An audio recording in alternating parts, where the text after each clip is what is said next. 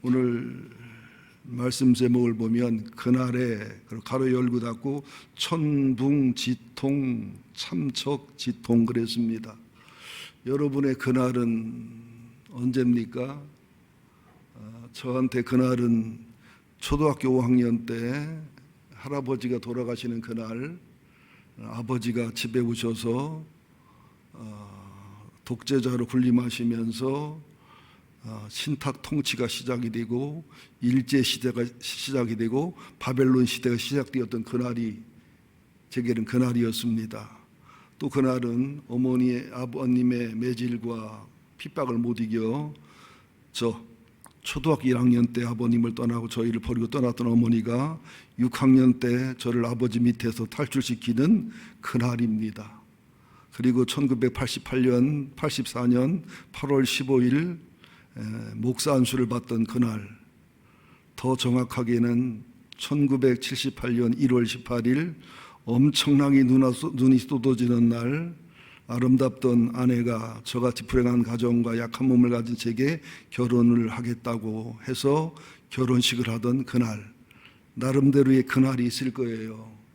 본문에서 말하는 그날은 바벨론의 포로가 됐다가 70년 만에 회복이 되면서 나라가 회복되고 신앙이 회복되고 죄악과 패역함을 고치고 새롭게 쓰는 남은 자 거룩한 시 그루터기 신앙으로 회복과 승리를 이루는 그날을 얘기하고 있습니다. 우리 그리스도인들은 이 세상에서 뭔가 그날도 있어야 되겠지만 내가 죽어 주님을 만나든 주님이 재림의 주님을 만나든 그날에 대한 희망과 소망을 가지셔야 됩니다. 그날이 없는 분들은 결국 행복할 수가 없어요. 빅터 프랭클 박사가 쓴, 여러분 잘 아십니다, 아우슈비츠 수용소에서의 경험담을 쓴 책이 있습니다. 거기도 보면 그날이 있는, 의미가 있는 사람들은 버텨냈지만 그날을 잃어버리거나 그날을 놓친 의미 없는 사람들은 쉽게 죽음을 선택하더라는 것이지요. 그래서 어느 신학자는 정리를 했습니다. 과거의 아픔과 슬픔은 주님을 믿는 믿음과 복음으로 해결받고 오늘은 용서와 사랑으로 승리하고 그리고 미래는 성경 말씀을 기초로 한 소망으로 살아야 인생을 반듯하게 산다, 이렇게 말씀을 하고 있습니다. 아수르가 북왕국 이스라엘을 얼마나 괴롭혔는지, 얼마나 처절하게 멸망했는지, 또 바벨론이 이스라엘을 얼마나 괴롭게 하고 남왕국 유다를 얼마나 처절하게 멸망시켰는지는 여러 번 설명해서 잘 아실 겁니다.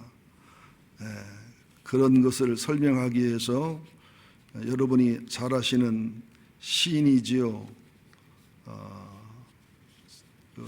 박완서 시인이든가요.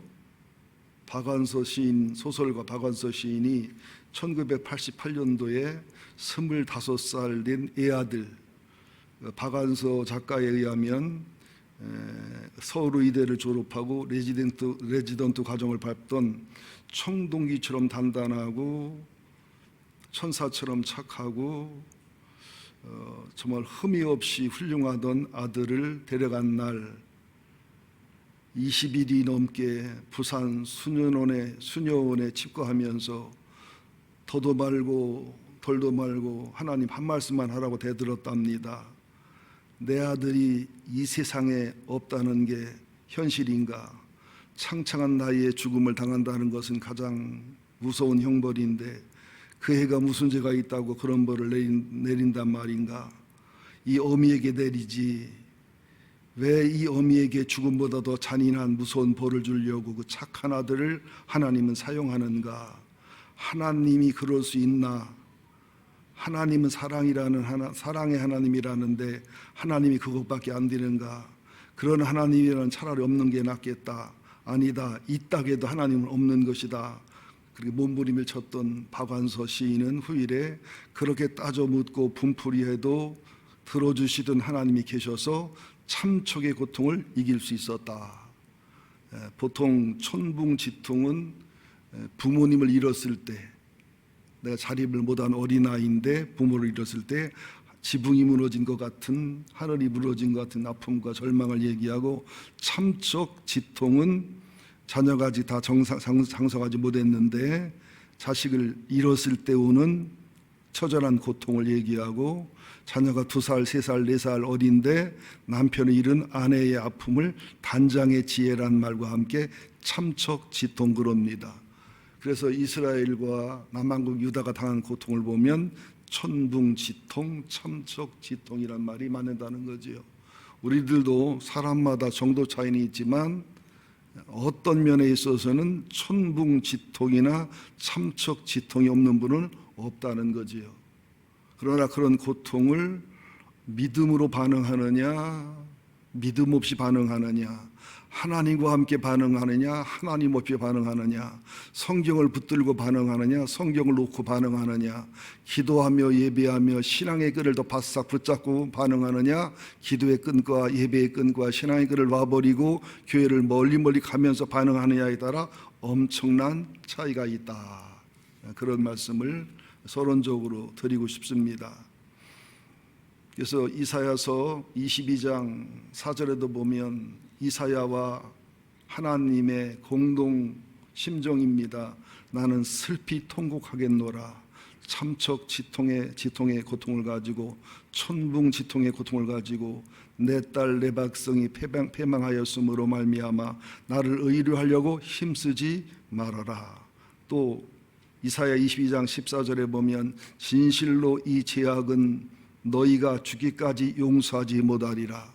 그런 분노와 그런 절망과 멸망과 고통을 주면서도 하나님의 너희들의 죄 때문에 어쩔 수 없는 이 아픔을 표현하는 것이죠. 그러면서 시편 이사야서 66장 2절 3절에 보면 물은 마음이 가난해서 하나님을 사모하고 말씀을 사모하고 회개를 사모하고 심령에 통회하고 늘 회개하고 헌신하고 내 말을 듣고 떠는 자, 하나님을 경외하고 사랑하기 때문에 하나님 말씀을 듣고 떠는 자, 그 사람은 내가 돌볼 것이다. 그렇지 않고 마음이 가난하지도 않고 심령에 통회하지도 않고 내 말을 듣지도 않고 내 말을 비웃고 가볍게 여기고 또 나를 소홀히 여기고 선지자들의 예언과 책망을 대적하고 과격하게 반항하는 사람들에게는 제사 드리려고 소를 잡을 때마다 살인하는 거로 내게는 보이고, 어린 양으로 제사를 드리려고 잡을 때마다 개의 목을 꺾는 것 같고, 하나님께 예물을 드릴 때도 돼지의 피를 바르서 나를 모독하는 것 같고, 분향할 때도 우상 숭배하는 것과 똑같이 나는 그렇게 역임을 당하겠다. 그게 아수르와 바벨론에 망했던 북왕국 이스라엘과 유다의 신앙이었다는 거지요. 우리도 한번 적용해 보아야 됩니다. 나를 돌아봐야 돼요. 내가 목사로서 얼마나 주님의 비유가 상한 목회를 하고 비유가 상한 설교를 하고 예배를 인도했던가. 여러분들도 주님이 얼마나 속상하시고 화나시고 분노할 만한 예배를 드렸던가. 예배의 타락, 우리들의 기도의 타락이 그런 것이다. 이렇게 경고를 하는 말씀으로 받아들여야 되고요. 지금 이사야 28장의 배경은 히스기야 왕 시절입니다. 이때쯤이면 대략 아람은 BC 732년에 망하고 또 대략 730년을 볼 때에 앞으로 2년 후에 이스라엘은 또 722년에 망하고 그때쯤이다는 것이 신학자들의 의견입니다.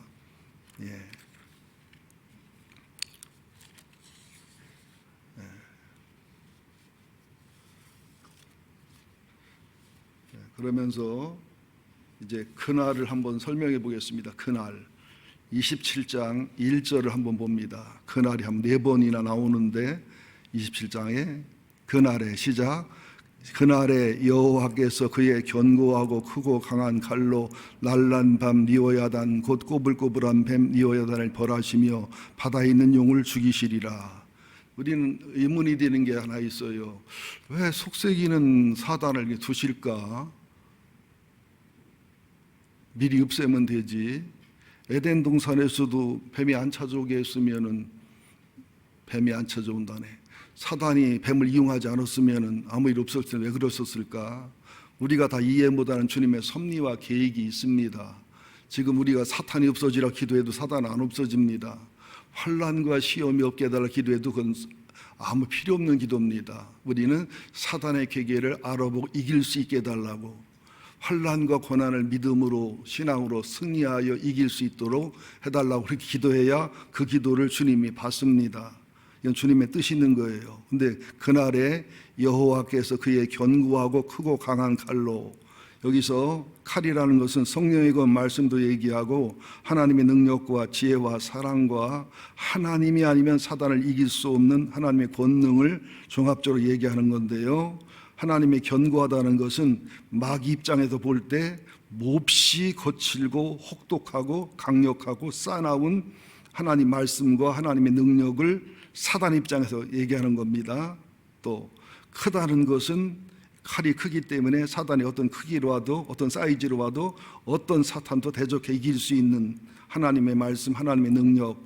또 강한 칼이라는 것은 복음을 얘기하는데 사단과의 싸움에서 언제 이길 수 있고 승리할 수 있는 복음을 가지고 있지요. 최고의 칼을 쓰는 무사의 능력을 가지고 있는 주님이 이긴다는 거예요. 그래서 인생은, 신앙은 하나님과 사단과의 싸움 사이에 우리가 끼어 있는 거다. 그래서 우리의 선택이 어떤 것이냐에 따라 달려 있다, 이렇게 이해를 하시면 되는데요. 그러면서 이제 사단을 날랜 뱀 니오 야단, 그래서 날랜 뱀이라는 것은 에덴 동산에 있던 아담과 하와를 유혹할 때도 보면 아무 죄도 없고 완벽한 에덴 동산에서 얼마나 솜씨가 좋으면 뱀을 통해서 아담과 하와를 선악과를 따먹게 했겠어요. 얼마나 지혜롭고 명철하면. 이것을 날랜 뱀 리오야단, 이런 표현을 하는 겁니다. 또 꼬불꼬불한 뱀 리오야단이라는 것은 이게 사단은 굉장히 괴계가 많아가지고 여러분들이 그 인간관계 속에서도 그냥 하는 거짓말하고 사단이 들어가서 하는 거짓말하고는 달라요. 사단이 들어간 거짓말은 그냥 성경보다 사람의 말보다 훨씬 설득력이 있어 보이기 때문에 영적 분별력이나 말 속의 역사는 사단을 보는 그 영적인 눈을 뜨지 못하고 분별력을 갖지 못하면 속어 넘기 딱 좋습니다. 아담과 하와가 하나님 말보다 사단에 들어간 뱀의 말을 듣는 거 보세요. 그런데 왜 사단이 뱀한테 들어갔을까요? 닭한테 안 들어가고 개한테 안 들어가고 새한테 안 들어가고. 왜냐하면 새대가리, 닭대가리, 개대가리 하면 생각이 나잖아요.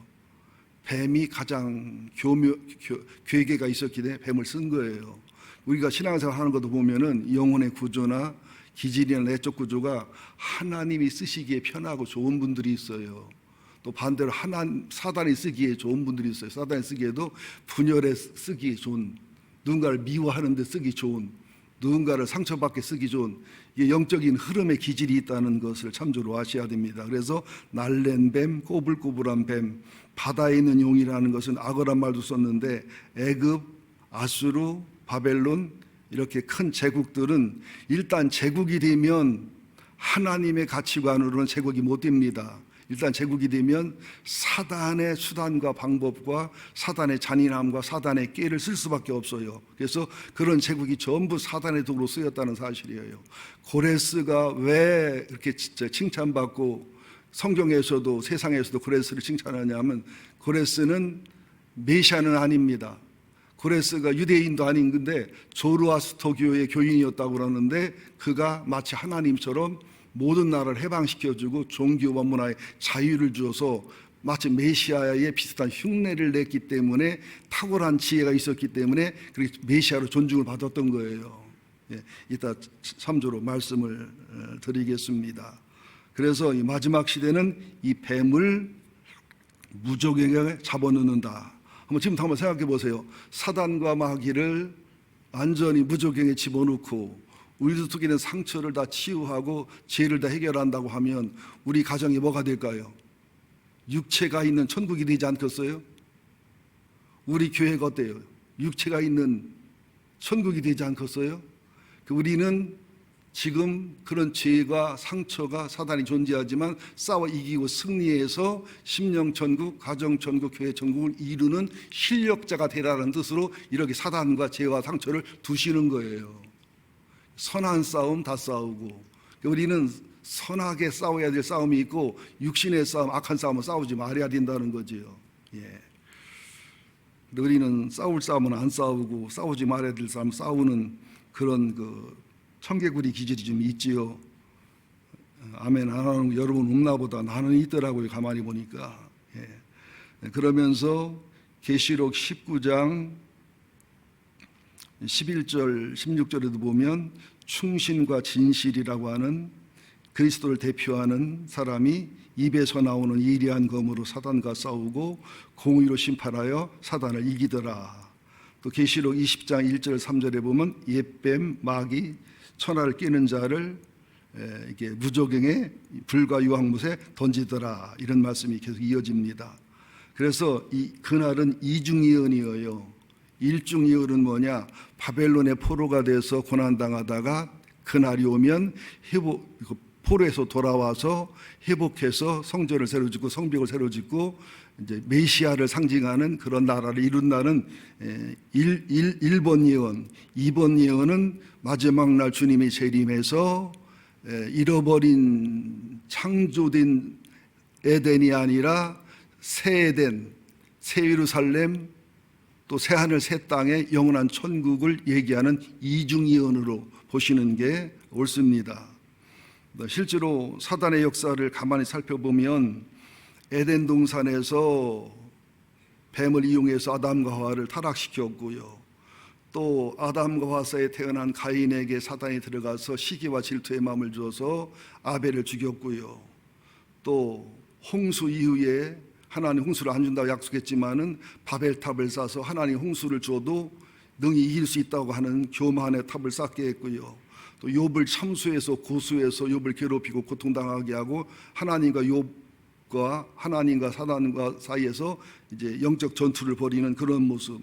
가나안 7 족속을 통해서 우리들 영혼과 정신에 가문대로 흐르는 7 족속의 사단의 모습들. 사울 왕에게 들어갔던 사단과 귀신. 또 다윗이 범죄하고 회개하지 않았을 때 그에게 사단에게 괴계의 방법, 사단에게 힘을 쓸 수 있는 기회를 줬다고 책망하는 사무엘의 책망, 또 거짓 선지자들을 통해서 예수님이 광야에서 40일 금식 기도할 때 사단이 3가지 시험했던 모습을 지금도 교회와 성도들이 끊임없이 시험을 걸어오는 모습들. 가룟 유다에게 예수를 팔 마귀가 들어갔지요. 가장 기질이나 사상이 예수를 팔기에 좋은 사람이었어요. 그런 열심당원이었고 독립당원이었기 때문에 예수님의 사역을 이해할 수가 없었어요. 분노가 치밀었어요. 시몬도 열심당원이었지만 변화가 됐거든요. 예. 그 다음에 예수를 부인하게 사단을 베드로를 이용합니다. 주님을 사랑하지만 들쑥날쑥이 심한 업다운이 심한 베드로를 이용했고요. 또 그 다음에는 계시록에도 보면 그 여인이 아들을 잉태해서 출산할 때, 다시 말하면 예수님 어머니 동정녀 마리아가 예수를 출산할 때도 마귀가 수없이 방해했고 핍박했고 죽이려고 했고 또 영적인 전투를 벌어지고 있고 뭐 이런 많은 부분들. 그리고 사탄이 바다의 짐승과 땅의 짐승이 돼서 정치와 경제와 문화를 통해서 기독교인과 교회를 핍박하고 또 땅에 있는 성도들을 유혹해서 교인은 교인인데 땅 중심의 교인을 만들어 하늘 중심의 신앙을 대적하고 거역하게 만드는 그런 신앙으로 사단이 일했지요. 이 사단도 사명이 끝나는 날 마지막 지옥에 들어간다. 여러분들 지금은 사단을 이기기를 위해 기도해야 되지 없어지기를 기도하지 말고 환난과 고난과 시험이 없기를 기도하지 말고 이길 수 있는 실력자가 되기를 기도하는 게 성서적이다. 그런 말씀입니다. 실력을 기르시기를 예수 이름으로 축원드립니다. 또 이제 그날에가 두 번째 그날이 나오는데요.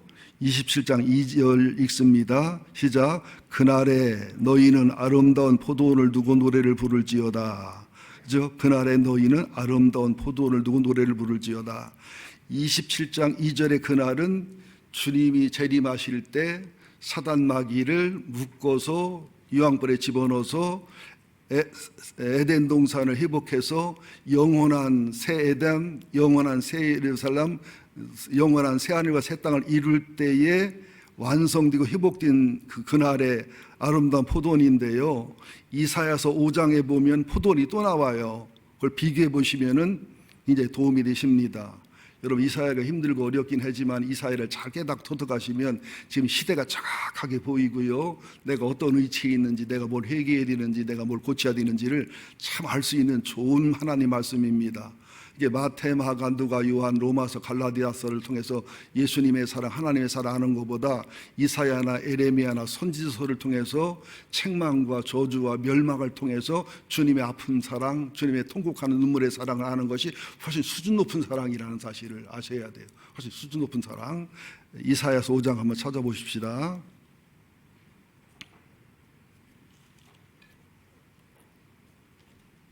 이사야서 5장입니다. 972쪽이네요. 5장 1절 2절만 보겠습니다.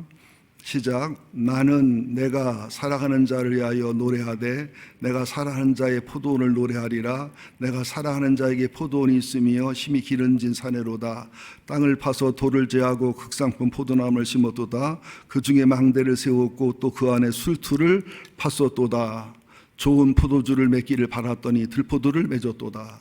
이게 뭘 말하느냐면 하나님이 이스라엘을 얼마나 많이 사랑했냐. 200만 300만이 애굽에서, 그 강대한 애굽에서 바로왕 밑에서 나올 수 있었지 않냐. 그리고 홍해를 건널 때 이스라엘 백성은 200~300만이 건넜지만 애굽의 군대는 건너다가 물에 수장이 돼가지고 애굽 역사를 연구해 보면 그때 대부분의 애굽의 전체 부대가 멸망해서 그때 이후로 애굽이 힘이 딱 떨어져 가지고 그때 이후로 애굽이 그 주변에 있는 구스를 비롯한 이민족에게 왕권을 뺏겨버린 역사적 기록이 있거든요. 그렇게 했으면 너희들이 좋은 포도주를 맺어야 되는데 들포도를 맺었지 않냐. 그래서 북왕국은 아수르에게, 남왕국은 유다에게 고난과 고통을 당해서 회개하고 돌이켜서라도 좋은 포도원을 만들고 우상을 버리고 안식일을 지키고 11조를 제대로 하고 바른 신앙의 길로 다듬으려고 어쩔 수 없이 너를 징계하는, 통곡하는 하나님, 가슴을 찢고 우려하는 하나님이지만 그렇게 했다는 것을 비교해서 보여주는 거예요. 이사야 5장에 있는 포도원은 새 어린나라 천지창조의 에덴 동산을 상징하는 거라면 타락해서 신라곤 됐잖아요. 그 후에 27장에서 보여주는 포도원은 주님이 재림하셔서 새하늘과 새 땅의 새 예루살렘의 영원한 천국의 아름다움을 주는 것이에요. 인류가 타락했을 때 새 에덴 동산이 이렇지만 더 의대하고 아름다운 하늘의, 그죠? 새 에덴 예루살렘과 새하늘과 새 땅을 주시는 하나님의 사랑. 여러분, 잘 이해를 하셔야 돼요. 우리가 잘못해서 잃었어도 나중에 회개하고 돌이키면 잃은 것보다 더 좋은 걸 주시는 하나님. 그렇다고 지금 사는 신랑 보내시고서 더 좋은 신랑 보내달라고 기도하면 안 돼요. 그것은 해당이 안 되는 소리예요. 아니, 남자분들이 합시 안 하는 거 좋은가 보다 속으로 은근히. 어느 목사님이 어느 교회 부흥회 하면서 목사님들은 사모님이 먼저 가시면은 처녀들이 시집을 온다고 되게 복받는다고 그랬더니 담임 목사님이 그러더랍니다. 나한테 그런 은총이 임하겠어. 아마 은근히 바랐었나 보지요. 참조로 저는 바라는 마음이 없습니다. 이중적 예언이지요. 그러면서 아주 중요한 부분입니다. 이사야서 27장으로 다시 돌아옵니다. 여러분들 정말로 정신 차리시고 마음을 모아서 이사야 27장 7절 9절 보면은 하나님의 사랑과 마음이 기록이 되어 있어요. 성경을 통해서 하나님 아버지 마음을 알아야 돼요. 하나님의 징계와 분노와 멸망을 통해서 하나님의 통곡하는 사랑을 알아야 됩니다. 이사야서 27장 7절 8절 9절 시작. 주께서 그 백성을 치셨던들 그 백성을 친자들을 치신 것 같았겠으며 백성이 죽임을 당하였던들 백성을 죽인 자가 죽임을 당함과 같았겠느냐. 이건 비교하는 거예요. 북왕국 이스라엘은 아수르에게 망했지요. 남방 유다는 바벨론이 망했지요. 그때에 잘 들으세요. 그때에 북왕국 이스라엘이 아수르에 망할 때 얼마나 처참했어요.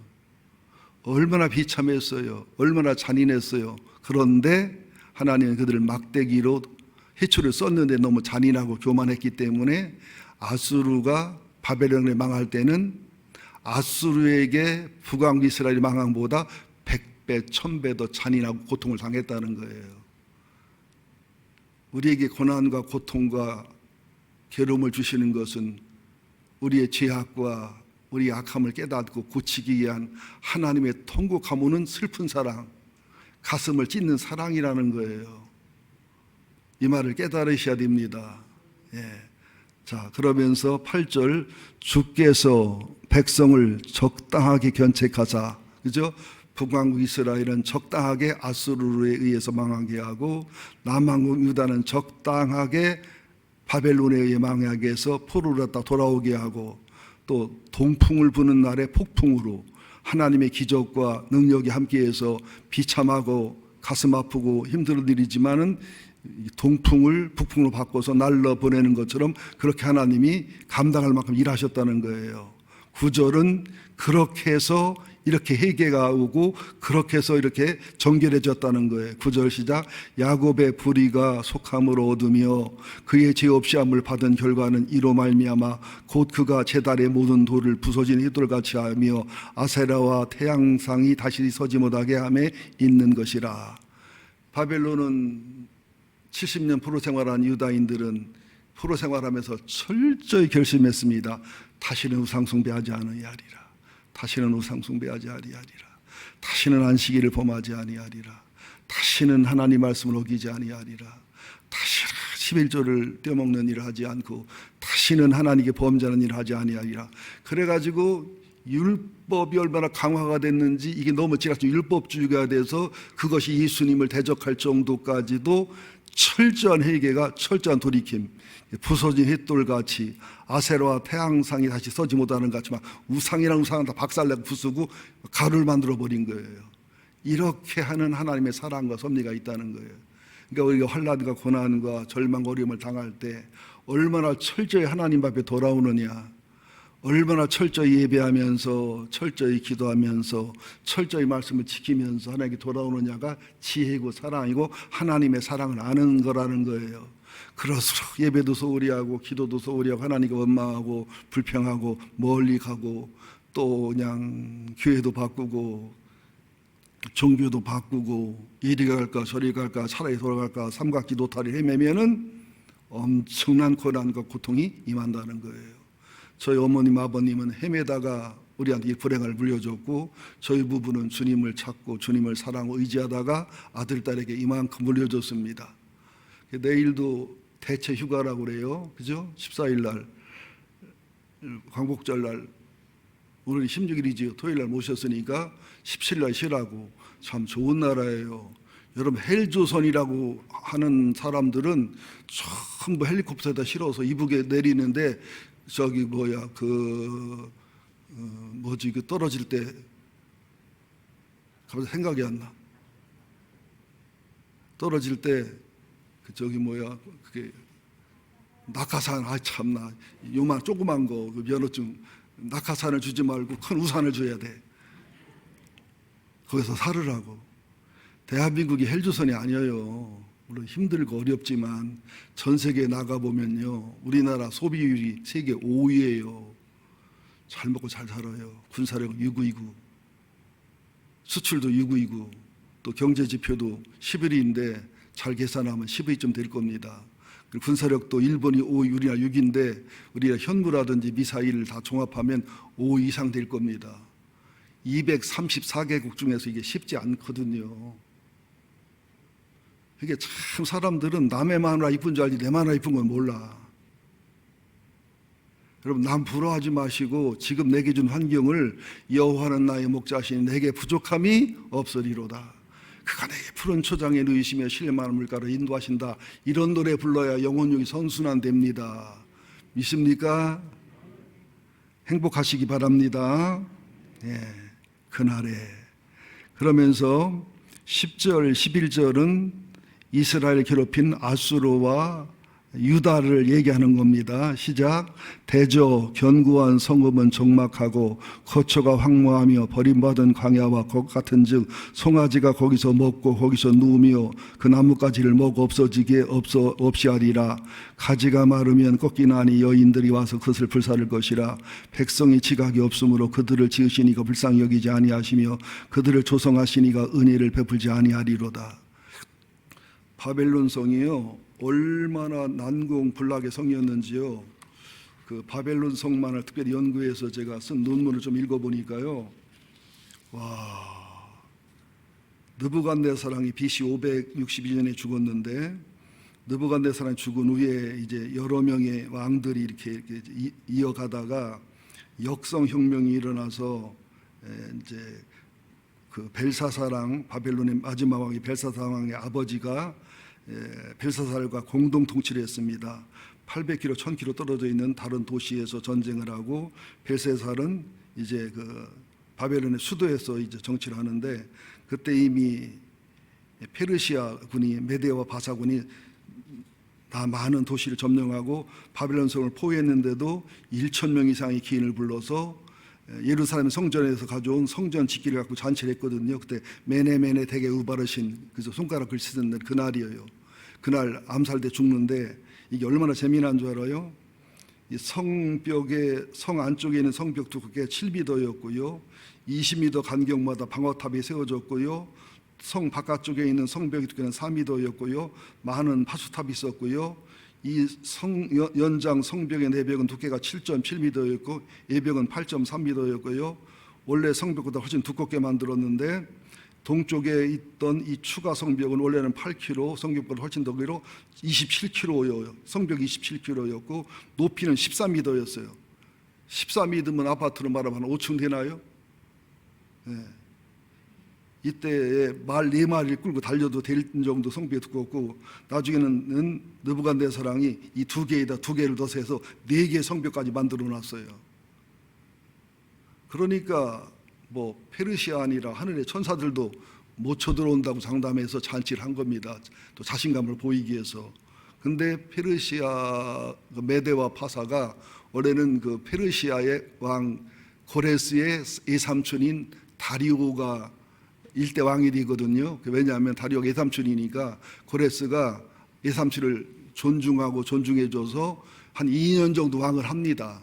그리고 좋은 의미로 선양받는 마음으로 2대 왕이, 고레스 왕이 2대 왕이 되는 거예요. 이게 정치가 탁월하고 인간관계 탁월하고 얼마나 넉넉하고 너그러웠는지 바벨론 사람들이요, 벨사살 왕이나 자기 왕들은 미워하고 불신하면서 고레스가 오고 다리오가 왔을 때 축 하고 프레카드 걸어놓고요, 대환영하고요, 집집마다 문 열어놓고 군사들 환영해주고요, 성전에 있는 바벨론 군인들이 성벽을 다 열어줬어요. 무사통 해가지고 벨사사랑 있는 자리에 장군들이 몇이 가서 단칼에 죽여버려서 인류 역사상 이해가 안 되는 전쟁으로 끝나버린 거예요. 그리고서 이 고레스가 얼마나 정치를 잘했는지요, 모든 종교 문화를 수용하고 포용하니까 바벨론 아수르하고 다르거든요. 그러니까 뭐 메시아라고 칭했어요, 그 당시에 고레스 왕이. 이따가 자세히 말씀을 드리겠습니다만은, 그리고 그 난공불락의 성이 함락된 얘기를 하면 엄청 재밌어요. 그 사이사이에 20m, 30m의 해자라고 물을 채워놓거든요. 5m, 10m씩 라거도 키우고 속에다. 근데 그 물을 다 빼버렸어요, 다. 이따 심심하면 찾아와야 내가 이거 자료 줄게요.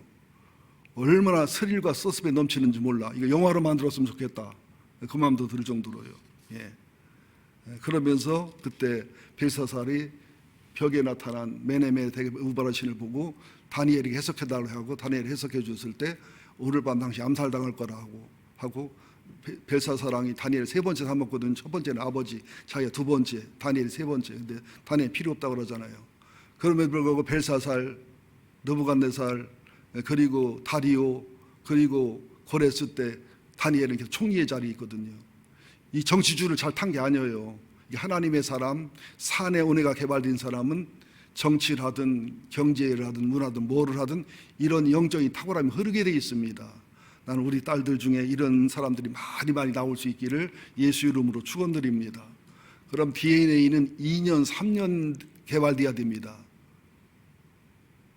2년, 3년이야. 2대, 3대.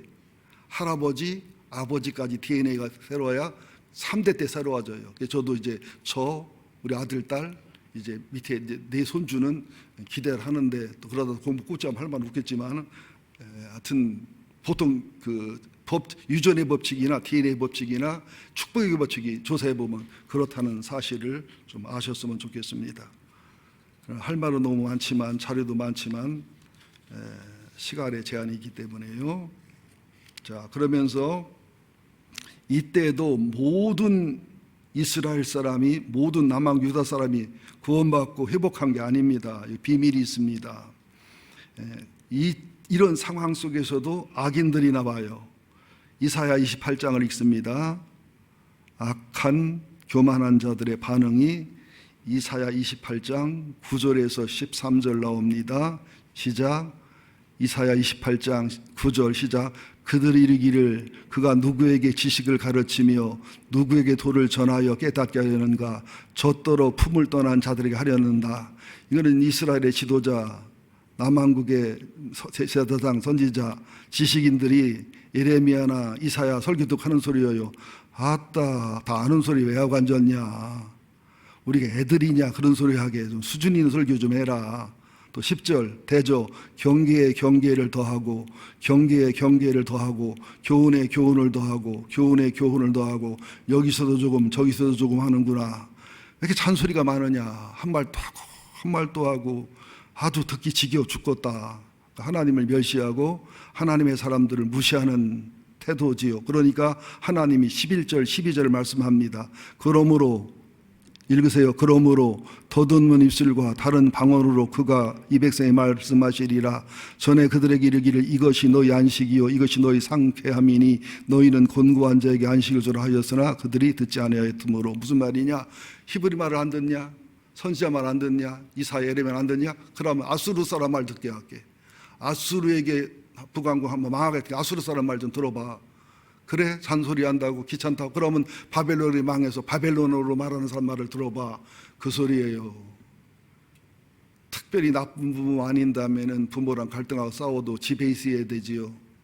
집 나가면 계속 개고생이지요. 안 그래요? 여러분 주님 품 안에서 떠나지 않기를 예수 이름으로 축원드립니다. 또 교회가 이단이 아닌다면 교회 품을 떠나지 않기를 예수 이름으로 축원드립니다. 또 이제 남은 자들, 복받은 자들을 이사야 66장 2절을 봅니다. 이사야 66장 2절. 똑같은 환난과 고난 속에서도요, 이게 반응이 달라요. 남은 자들하고 그냥 고난으로 끝날 자들하고 반응이 다른 거예요. 66장 2절 1048쪽입니다. 시작. 나 여호와가 말하노라. 내 손이 모든 것을 지었느니라. 그들이 생겼느니라. 무릇 마음이 가난하고, 한 번 더 읽어요. 무릇 마음이 가난하고 기도를 사모하고 말씀을 사모하고 회개를 사모하고 그저 예수를 잘 믿고 싶고 이게 가난한 거예요. 무릇 마음이 가난하고 심령에 통회하며 다 자기를 돌아보며 회개하며 겸손하며 주님에게 나를 맞추며 그 다음에 내 말을 듣고 떠는 자 그 사람은 내가 돌보려니와. 남은 자, 이 고난과 환난 속에서 복받을 자가 누구예요? 마음이 가난한 자, 나사로 비유해서 나사로 같은 마음을 가진 자, 심령에 회개하고 통회하고 가슴을 치는 자, 그 다음에 주님 말씀을 듣고 두려워 떠는 자. 여러분 하나님 말씀을 보면 두렵지 않아요? 안 떨려요? 저는 설교를 준비하면서 성경을 연구하면서 얼마나 두렵고 떨리는지 몰라요. 바울이 그랬잖아요. 나는 남에게 복음을 전파해 내가 버림을 받으니까 두려워 날마다 두렵고 떨면 나를 복종시킨다 그랬거든요. 여러분 우리 교회를 심판하면 제일 먼저 누구부터 심판할까요? 누구부터? 제일 무섭게 제일 정확하게 저예요. 이북에서 와서 적화 통일되면 누구부터 죽일까요? 여러분 죽을 거 걱정하지 마요. 나하고 몇 사람만 죽이면 여러분은 그냥 이민군한테 다 머리 숙일 테니까 저부터 죽일 거예요. 2번은 전인수 목사일 테고 오로지 돈만 가라나 나는 임시로 다니러 왔다고 그러려나 모르지 또.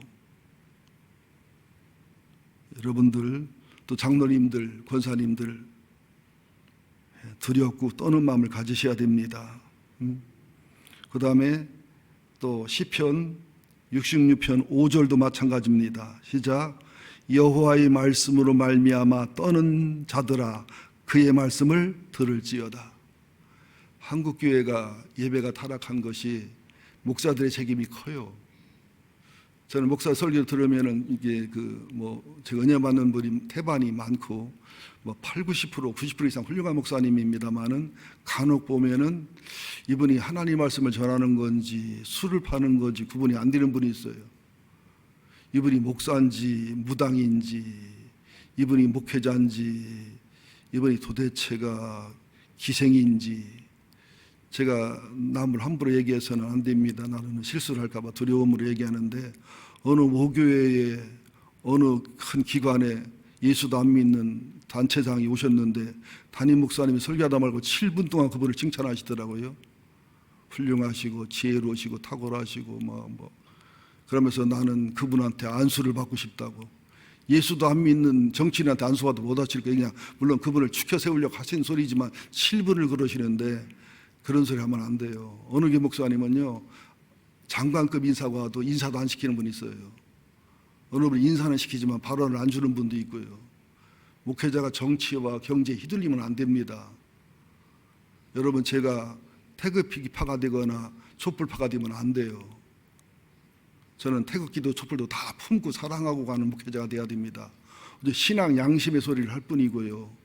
지금 제가 포괄적 인권 무슨 법인가 복잡하게 만들어가지고 또 이리 바꾸고 저리 바꿔서 8번째, 9번째 좀 올렸는데 그 법은 나라가 망하는 법입니다. 기독교인이 아니라도 그 법을 반대해야 되는 법입니다. 그건 악법하고는 싸워야 돼요. 목숨 걸고서. 여러분들 교회가 하나님의 법과 말씀 안에서 하나 되어야 됩니다. 다른 이견이 있을 수 있지만 나라와 민족을 사랑하는 하나님의 원리와 원칙에서는 하나가 되는 교회가 되기를 예수 이름으로 축원드립니다. 예. 자, 그러면서 이제 마지막으로 이사야 27장 12절입니다. 최대한 간단하게 하도록 노력할게요. 이사야 27장 12절. 너희 이스라엘 자손들아 그날에 여호와께서 창일한 하수에서부터 애굽 시내까지 과일을 떠는 것 같이 너희를 하나하나 모으시리라. 그날 애굽으로 잡혀갔고 피난 갔던 사람들 바벨론, 아수르 세계 곳곳 흩어진 남은 자, 말씀 앞에 떠는 자, 거룩한 씨를 가진 사람은 다 하나님 하나도 빠짐없이 모으겠다는 거예요. 마태복음 말세장에도 보면 주님이 재림하실 때 골방에 있든 광야에 있든 주님이 어디 있다 찾아가지 마라. 번개가 번쩍임처럼 동시에 임한다. 이게 무슨 말이냐면 주님이 재림하시면 어느 곳에 있어도 주님이 다 모으십니다.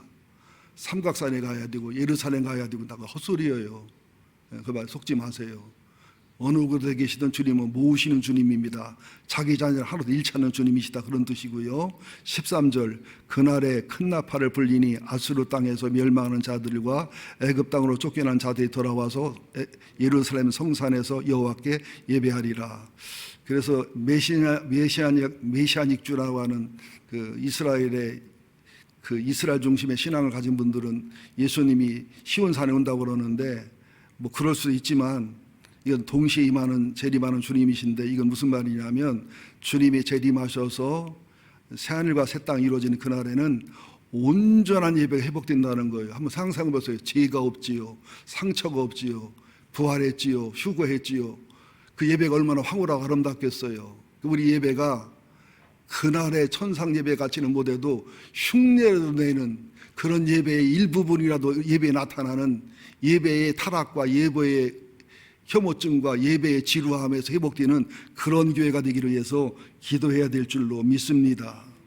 그래서 마지막 시대 모으시는 하나님, 천상 예배를 회복하시는 하나님. 그러면서 계시록 14장에 보면 곡식을 모으고 포도송이를 모아서 곡식은 알곡 창고에 포도송이는 제일과 악의를 말하는데 서쳐서 심판해, 이런 말씀이 기록이 되어 있죠. 예, 그러면서 계시록 20장 11절 15절에는 백보자 심판이 있어서 믿는 자 안 믿는 자를 갈라서 안 믿는 자라는 심판이 없습니다. 천국에 가니까 안 믿는 자는 지옥 가고 벌을 받는 심판이 있고, 또 65장에는 이사야 65장에는 새 하늘과 새 땅이 또 쭉 기록이 되어 있고, 이게 우리들의 마지막 날 그날입니다. 여러분들 적금 타는 날 기다려요, 안 기다려요? 적금 타는 날 기다리죠. 아주 행복하고 영광스러운 날 기다리잖아요. 우리가 죽어서 주님을 만나든 주님의 재림에 주님을 만나든 그날에 대한 소망이 분명하셔야 돼요. 그날에 대한 지식과 지혜가 분명하고 소망이 분명하면 인생이 흔들리질 않아요. 근데 현실의 지혜 있고 현실을 잘 분별해도 현실 중심이면 아무리 바르게 살아도 흔들리게 돼 있어요. 소망에 다시 분명해야 될 줄로 믿습니다. 그래서 대형 박물관에 가면은 고레스의 칙령, 이걸 고레스 실린더라고 하기도 하고 키루스 2세, 세계 역사에서는 키루스 2세라고 합니다. 세계 최초의 일권 선언문이 기록이 되어 있는데요, 참 기가 막힌 게요, 앞선 제국 아시리아나 신바벨론이나 이처럼 속국을 삼고 강압적으로 다스린 대신에 그들의 나라에서 그들의 고유한 문화를 누리도록 살도록 유도하여 카로스 2세의 칙령, 고레스 칙령을 발표하는데요, 그 칙령은 원통형의 실린더에 새겨놓은 것인데, 저는 사진이 있는데 사진을 미처 못 준비했는데요, 카로스 2세의 실린더, 고레스 실린더입니다. 이것을 세계 최초의 인권 선언문이라 하는데, 이게 영국 대형 박물관에 있습니다. 페르시아 유물입니다. 페르시아 제국 키루스 2세 재임 BC 559년에서 BC 529년에 통치년에 적혀 있는데, 길이 23cm, 지름 10cm의 원기둥 형태의 돌입니다. 돌 겉면에는 여러 민족에게 종교의 자유를 허용한다, 바벨론의 주님의 생계를 향상한다, 포로로 끌려온 민족과 그들의 소유한 조각상을 본국으로 돌려보낸다는 내용이 세기 문자로 쓰여 있고요. 특히 종교의 자유화를 성문화했다는 점에서 세계 최초의 인권 선언문으로 평가받습니다. 이렇게 피지배 민족들에게 자유권을 부여하고 그들의 고유한 문화와 종교 생활을 존중함으로 바벨론의 포로 잡혀갔던 유대인들도 본토 예루살렘으로 돌아갈 수 있는 권한이 주어졌고요. 또한 예루살렘이 무너진 성전을 건축하기 위한 재정적 지원도 아끼지 않았습니다. 키루스 2세 고레스에 대해서 성경에도 여러 군데 인용이 나와 있는데요, 그 중에서도 보면 아마 그 고레스의 칙령에는 에스라 1장 1절 3절만 기록이 되어 있는데요, 여러분 성경 에스라 1장 1절 한번 찾아보실래요? 에스라 1장 1절부터 3절까지.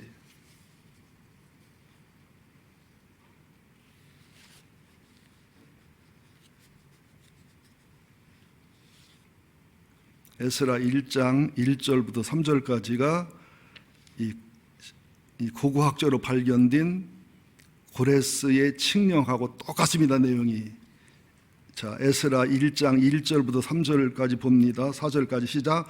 바사왕 고레스 원년에 여호와께서 예레미야 입을 통하여 하신 말씀을 이루게 하시려고 바사왕 고레스의 마음을 감동시키심에 그가 온 나라에 공포도 하고 조소도 내려 이르기를 바사왕 고레스는 말하노라. 좀 크게 읽읍시다. 바사왕 고레스는 말하노니 하늘의 하나님 여호와께서 세상 모든 나라를 내게 주셨고 나에게 명령하사 유다 예루살렘의 성전을 건축하라 하셨나니 이스라엘 하나님은 참 신이시라. 너희 중에 그의 백성된 자는 다 유다 예루살렘으로 올라가서 이스라엘의 하나님 여호와의 성전을 건축하라. 그는 예루살렘에 계신 하나님이시니라. 그 남아있는 백성이 어느 곳에 머물러 살든지 그곳 사람들이 마땅히 은과 금과 그 밖의 물건과 짐승으로 도와주고 그에도 예루살렘에 세울 하나님의 성전을 하여 예물을 기쁘게 드릴지니라.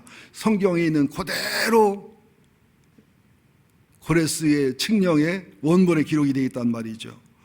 또 여기 역대하 36장에 봐도 그렇거든요. 바사의 고레스 왕 원년에 여호와께서 에레미야 입으로 하신 말씀을 이루게 하시려고 여호와께서 바사의 고레스 왕을 감동시키심에 그가 온 나라에 공포로 하고 조소돈에 이르기를 바사 왕 고레스가 이같이 말하노라. 하늘의 신 여호와께서 세상 만국을 내게 주셨고 나에게 명령하여 유다 예루살렘의 성전을 건축하라 하셨나니 너희 중에 그의 백성된 자는 다 올라갈지어다. 너희 하나님 여호와께서 함께 하시기를 원하노라 하였더라. 그래서 고레스는요, 인류 역사상 최고로 존경받는 황제 중에 하나였고요, 모든 주변 나라들이 메시아로 여겨서 메시아. 그러니까 이스라엘도 그런 메시아를 기다렸다는 거예요. 예수님보다 그런 메시아. 근데 예수님은 영적 신앙적 메시아였으니까 기대하면 예수를 죽였던 거거든요. 그리고 어느 정도였느냐면 이제 페르시아가 어느 나라한테 망하죠? 그냥 망했어요. 그러지 말고 어느 나라한테 망하죠? 헬라, 그리스, 알렉산더에게 망합니다. BC 331년 알렉산더가 페르시아 제국을 정복하였고 모든 것을 파괴하려고 할 때 키루스 2세 고레스 왕의 성묘에 왔으나 성문에 새겨진 비문을 보고 마음을 바꿨어요. 고레스가 의대하고 탁월한 사람입니다. 뭐라고 쓴 줄 알아요? 카루스 2세의 성묘는 지금도 이란에 그대로 보관되어 있습니다. 성묘가. 그 칙령은 영국 대형박물관에 있고요. 그러니까 유명한 나라의 박물관에 가면 다 도둑질 연구더라고요. 죽을 수밖에 없는 인간들아, 나는 한 주먹으로 돌아간다. 나 키루스는 한때 세계를 지배했지만 이 땅이 다른 왕에게 점령당할 수 있다. 그러므로 내 몸을 덮고 있는 흙을 손대지 말지어다. 그래서 알렉산더가 손을 안 댔다는 사실이죠. 얼마 전 우리나라 대통령도 이란을 방문했고 그때 발표된 기사에도 키루스 2세 고레스가 나왔지요. 여러분들, 사람인 황제의 칙령이 이렇게 영향을 발휘했다면 왕 중의 왕이시고 하나님의 사람 되신 예수를 재림하셔서 그분이 심판하는 날, 그분이 천국 보내고 지옥 보내고 그분이 백보자 심판해서 다 보상하는 날, 얼마나 영광스럽고 의대하겠습니까? 그날은 반드시 옵니다. 그리고 가장 지혜로운 자는 내가 죽어서 그날이 오든 주님이 오셔서 그날이 오든 예비되고 준비된 자라고 믿습니다. 그날을 기다리며 그날을 소중히 여기시기를, 우리가 그날 그때 거기서 우리 함께 만나기를 예수 이름으로 축원드립니다.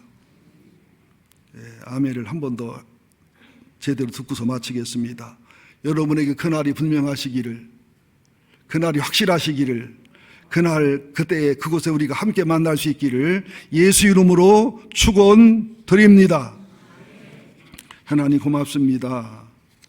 오늘도 이사야 27장 어마어마한 자료가 필요하고 한 주간 동안에 머리가 지가 날 만큼 연구하고 조사하고 자료 정리해서 좀 핵심만 전달합니다. 이렇게 해산의 수고를 해서 말씀을 준비하고 또 설교를 준비하면서도 성도는 모릅니다. 해산에 수고하는 마음으로 설교를 합니다. 설교 끝나고 나서도 또 집에 돌아가 밤을 새가며 며칠 동안 해산에 수고를 합니다. 하나님을 보답하는 마음으로, 주의 종을 보답하는 마음으로, 말씀을 들을 때 두렵고 떨리는 마음으로 듣는 우리가 되게 하여 주옵소서. 말씀을 소홀히 여기거나 무시하지 않도록 우리를 도와주셔서 정말로 그날이 아름다운 그날이 될 수 있도록 내가 죽어 그날이 되든 주님이 오셔 그날이 되든 늘 준비된 그날로 살게 하여 주옵소서. 코로나 사태 속에 어려움을 당하는 사람을 지키고 보호해 주시고 오히려 코로나 사태가 디딤돌이 되고 신앙의 성숙과 성숙이 되고 교회의 영적 성장에 도움이 되는 은혜를 베풀어 주옵소서. 한국교회가 정신 차리게 하시고 목회자들과 장로님 권사님들이 정신 차리게 하시고 제발 정치인들과 군인들과 정치 지도자들과 법관들과 국회의원들이 정신 차리게 하여 주옵소서. 예수님의 이름으로 기도합니다. 아멘.